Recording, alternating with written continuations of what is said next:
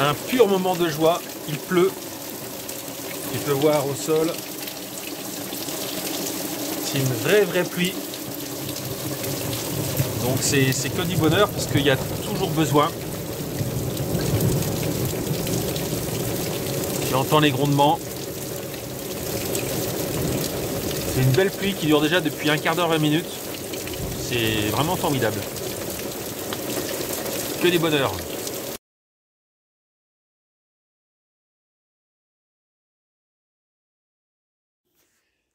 Petit tour du côté des courges. Et donc, eh bien, écoute, des potirons, j'en ai deux qui sont là. Et qui sont d'une taille, bon, ils sont pas énormes, hein, mais voilà, ils font une main, une bonne main. Là, j'en ai un qui a une forme qui est marrante, tu vois, regarde, elle est plus allongée. À côté, là, j'en ai quelques-uns qui avaient déjà séché, donc je les ai ramassés. Voilà, je vais pouvoir les rentrer. Ce qui est amusant, c'est que sur les pieds qui survivent et qui ont survécu, je vois que là, j'en ai un en formation. Alors, est-ce que celui-là, il va faire quelque chose? Ça m'étonnerait parce que je pense qu'il vient un peu tard. Là, j'en ai un petit qui a poussé au milieu. Voilà, d'un arbuste qui était monté. Quand je dis petit, tu vois, il tient dans la main. Mais il est mignon. Et j'en ai un gros. J'en ai un gros qui est d'une couleur magnifique. Donc lui, je vais garder les graines. Regarde ça comme il est beau. Donc là, il est encore attaché. Mais il est absolument superbe. Une magnifique couleur.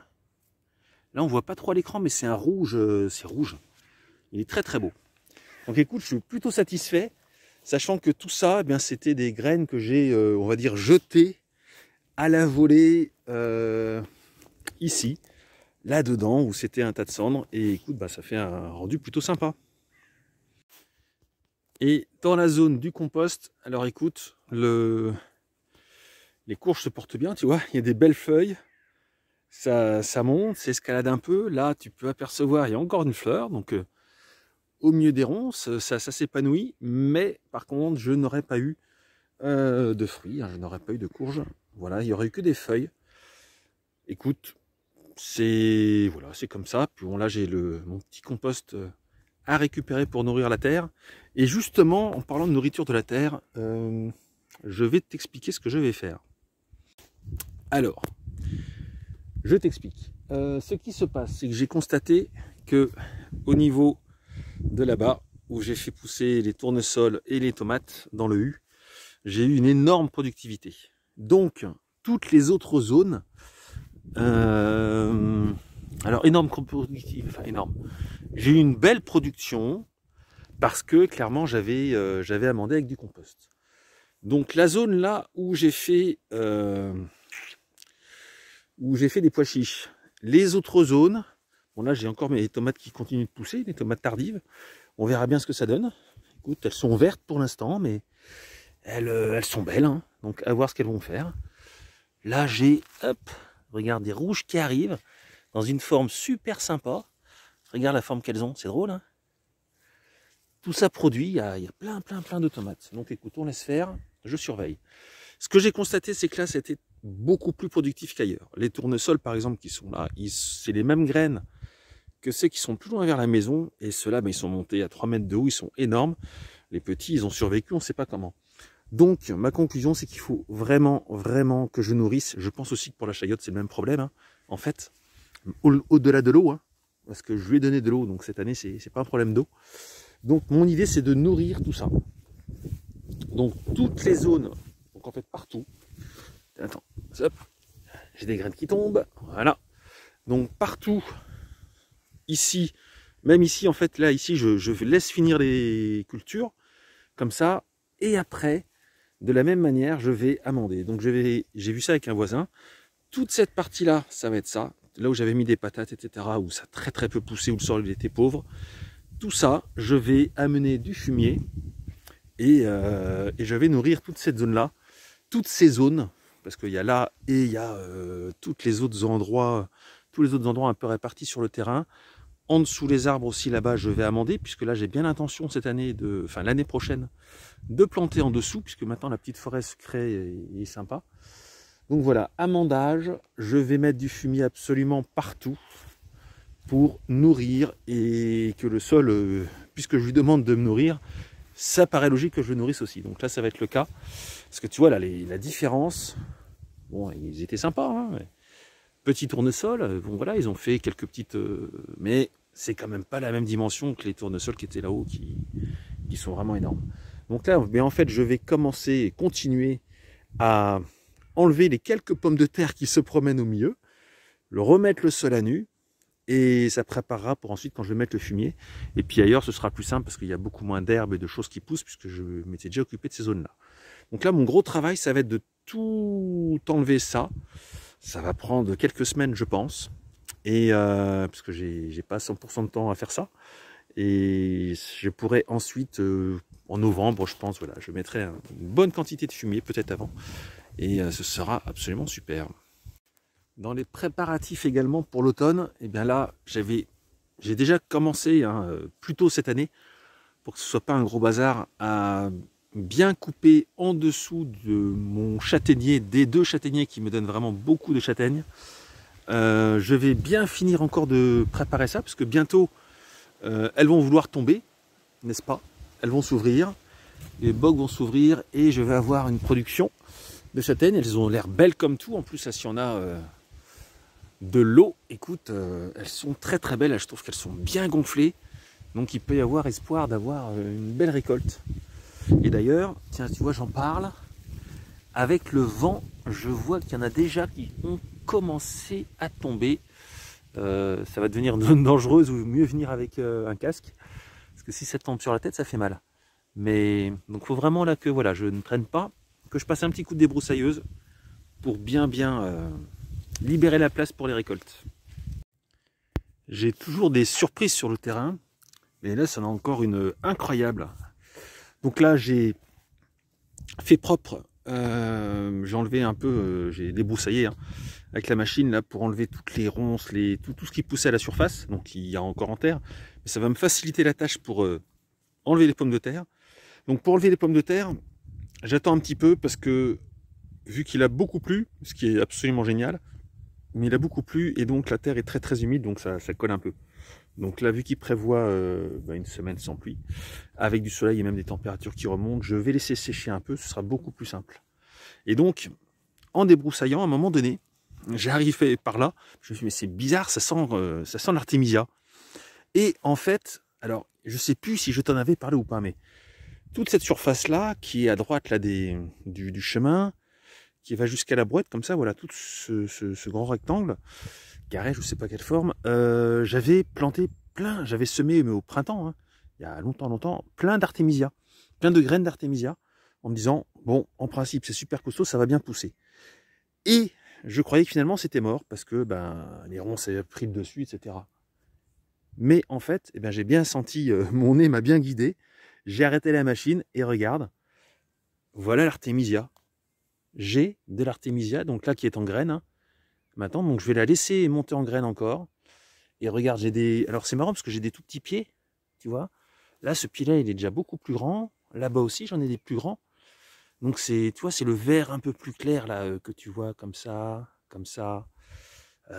Ici, voilà. J'ai quelques petits pieds comme ça. Donc c'est pas beaucoup, mais en même temps, quand on sait la capacité, tu vois, regarde celui-là, c'est un petit aussi. Hop, j'adore. Et puis ça sent l'artémisia. Hein. Quand on passe tes mains, il y a vraiment une odeur très très caractéristique. Alors si tu ne connais pas, eh bien je t'invite à te renseigner. L'artémisia, c'est vraiment une plante très très intéressante pour si on veut un peu se prendre des plantes pour se soigner. L'artémisia fait partie des plantes, je pense, qui sont à peu près indispensables au jardin. Et je ne dirais pas que c'est miraculeux, mais en tout cas voilà, c'est une super plante. Donc écoute, très très grande joie avec ces artémisias. Donc là, je laisse le petit coin sauvage encore le temps de récolter l'artémisia. Et puis quand j'aurai récolté l'artémisia, je finirai. Et comme ça, ce sera prêt pour recevoir tout le fumier. Puisque, je te le rappelle, cette zone-là, toute cette zone que je viens de faire propre et on voit beaucoup mieux maintenant, eh bien c'est pour des cultures. Et donc là, jachère pour l'hiver, aucune culture du tout. Et je vais nourrir la terre et ça va lui faire du bien. Maintenant, je vais passer aux fraises. Je vais préparer l'emplacement des fraises pour ensuite pouvoir les déménager. Bon, alors, en m'approchant de la zone de fraises, je veux te parler des blettes. Les blettes, c'est assez incroyable. Donc là, j'en ai qui sont montés un peu plus hautes. C'est un vieux pied, hein. Tu peux voir que le pied il est vieux. Et hop, ça fait plein de tiges nouvelles. Et là, regarde, j'ai des blettes qui poussent depuis... Alors, c'est des pieds de l'année dernière. C'est-à-dire qu'en fait, moi, je les avais arrachés. Je pensais même avoir enlevé toutes les racines. J'avais peut-être juste coupé, je sais plus. Mais en tout cas, j'avais enlevé. Et regarde, pouf, ça repousse. Ça repousse tout seul. Donc, me voilà avec de la salade. Sans rien faire. C'est absolument génial. Donc franchement, les blettes, je trouve que c'est une culture qui est vraiment facile. Et puis alors qu'il y a une abondance, tu coupes, ça repousse, tu coupes, ça repousse. Et puis tu vois, ça passe une année. J'ai absolument rien fait, rien arrosé, rien, quoi que ce soit. Et là, avec une période de pluie, pouf, ça ressort de terre. Donc vive les blettes. Et là maintenant, tu vois, le but du jeu, ça va être amusant là. C'est que cette zone où j'ai tous les fraisiers mères, on va dire, qui étaient là, qui ont fait plein de bébés, et puis qui ont été un petit peu envahis par quelques mauvaises herbes, en tout cas des herbes qu'on n'a pas envie, surtout des ronces là. Je vais faire continuer, tu vois, là j'avais fait un principe de muret, comme ceci, avec des pierres. Donc là je vais continuer ce muret autour, comme ça, jusque devant le bassin. Je vais faire le tour de ce côté-là, avec les pierres que j'ai ramenées là, qui sont en plus. Donc je vais pouvoir les utiliser. Et comme ça, je mets de la terre dedans, pour que ce soit un peu plus haut, comme les autres, tu vois, comme celle-là. Et je vais ensuite pouvoir faire propre au niveau de toute cette amas de fraisiers, garder les pieds mères ici, déménager les bébés dans cette zone-là. Et si cette zone-là ne suffit pas, après, je pense refaire une zone vers la serre. Voilà, donc là, il y a un peu de boulot, là. Voici le lieu de la chasse au trésor. Alors, j'ai hésité, hein, franchement, j'étais en train de creuser la base pour les amener de la terre aux fraisiers, pour préparer les plantations. Et puis je fatiguais un peu du dos, j'avoue. Et je me suis dit, bon, il faut que je varie un peu. Et pour varier, je me suis dit, allez, hop, je vais aller voir un petit peu si par hasard je trouve des patates. Et vraiment, franchement, c'est super addictif. Donc là, tu vois, j'ai trouvé ça. Voilà. Et regarde, moi, ce que j'adore, tu vois, c'est que, alors je gratte avec ma griffe là. Ça me permet d'enlever des racines. Bon, j'enlève, je dérange quelques, comment ça s'appelle, quelques vers, mais j'enlève toutes les racines comme ça. Et au fur et à mesure, tu vois, c'est le mouvement. J'y vais en douceur et regarde, ça y est, j'arrive sur une zone à patates. Touc, touc, touc. Et franchement, c'est peut-être idiot, mais alors je m'amuse, mais comme un gamin, quoi. C'est une vraie chasse au trésor, franchement. C'est absolument génial. Ah tiens, en voilà une autre zone. Puis alors quand tu arrives sur la zone, tu dis, bon alors, est-ce que je vais en trouver une, deux, trois, quatre? Tu sais pas. Donc tu cherches un peu plus. Alors, ce qui est bien, c'est qu'avec cette griffe là, tu vois, c'est peut-être pas l'outil prévu pour, je sais pas. Mais en tout cas, moi avec cette griffe là, je trouve que je n'abîme pas les patates, je les prends en douceur. Ah tiens, t'as vu, regarde là. Ici, on en voit une qui passe au travers. Je vais la chercher, on va voir ce que c'est. En douceur. Alors même par-dessus, tu vois, on peut attaquer en y allant en douceur. Ce qui est chouette, c'est qu'on les abîme pas, quoi. Alors en même temps, j'enlève les racines, tu vois. Tac. Et là, la patate arrive. Bon, c'est une petite. Il y en a encore dans le coin. Parce que la logique, c'est qu'il y en a plusieurs dans le coin, puis après, il n'y en a plus jusqu'au coin suivant, quoi. J'adore, franchement. Bon, ça va que j'ai pas 3000 m² de patates à faire, hein, parce que ce serait long. Mais en faisant comme ça, mais là, vu que j'ai pas très très grand. Et voilà, et au fur et à mesure, ça grossit. Et franchement, là, tu vois, tout ça, ça sort de ça. De cette petite surface. Donc je suis super content. Bon, je continue ma chasse. Bilan de la chasse au trésor. Alors, sur cette partie-là, qui fait à peu près 1 m², mais écoute, j'ai tout ça, avec vraiment des beaux exemplaires. Hein. Patates assez grosses, des petites, des moyennes. Ici également. Alors après, j'ai testé sur une autre, parce que voilà, la chasse au trésor, on devient addict. Hein. J'ai testé sur une autre parcelle, là, à côté. Tu vois que pour toute cette surface-là, j'ai que ça. Là, alors c'était une autre variété. Je sais plus lesquelles, mais c'était une autre variété de patates. Et ça donne moins. Et parce que j'étais curieux aussi, j'ai voulu tester un peu. Donc là, j'ai pas fait beaucoup, parce que je commence à fatiguer un peu. Mais donc, tu vois, ici, sur le bas du terrain, là où les tournesols ont mieux poussé, etc., où je voyais que ça se développait mieux, il y a des patates qui sont plus grosses. Et par contre, hop, quand on arrive là, ben sur le haut du terrain, où j'ai retourné, bon, c'est une toute petite partie, hein, je trouve quelques patates, mais alors tu vois, elles sont beaucoup plus petites. Comparatif, attends, je fais un peu d'ombre, voilà. Tu vois, c'est vraiment des petites patates, quoi. Donc, et encore, ça fait partie des moyennes.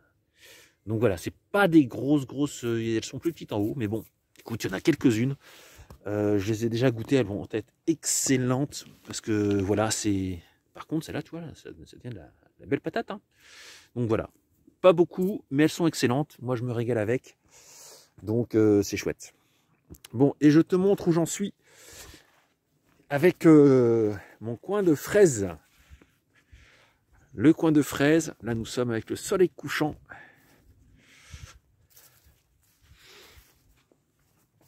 Alors je suis super content, les topinambours vont bientôt fleurir, enfin certaines.